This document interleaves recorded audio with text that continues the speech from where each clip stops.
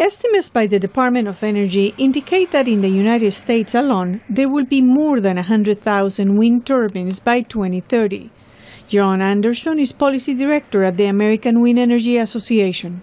As time goes on, I do think that you will see wind replacing older plants that are being taken offline, but we're really looking at capturing the new installation market. But wind energy developers in California and West Virginia are being sued by environmental groups. A growing number of groups contend that hundreds of thousands of birds and bats are being killed every year by wind turbines, mostly at night when bats and migratory birds fly around mountain ridges where many wind farms are located. Kelly Fuller is with the American Bird Conservancy. In 2009, an expert at the Fish and Wildlife Service estimated 440,000 birds were being killed in the U.S. annually by wind turbines. That was in 2009, before we had more growth of the industry. West Virginia in the eastern United States is a migratory corridor for birds. It's also an important habitat for bats, where millions have been dying from white-nose syndrome.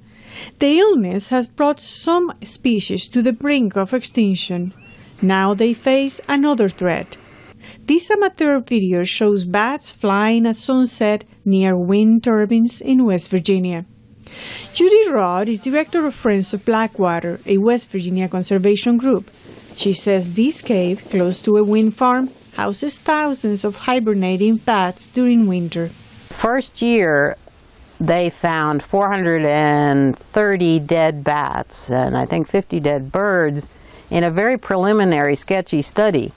The expert that analyzed those figures, Dr. Tom Coons at Boston University, estimated that finding 430 dead bats meant that actually 10,000 bats had been killed in 1 year. That's because the carcasses are scavenged by foxes, crows, and other predators. The U.S. government supports wind energy development to cut down on fossil fuels and fight global warming. David Cottingham is senior advisor at the U.S. Fish and Wildlife Service. He says the service does not have the authority to halt a wind project that's on a migratory path.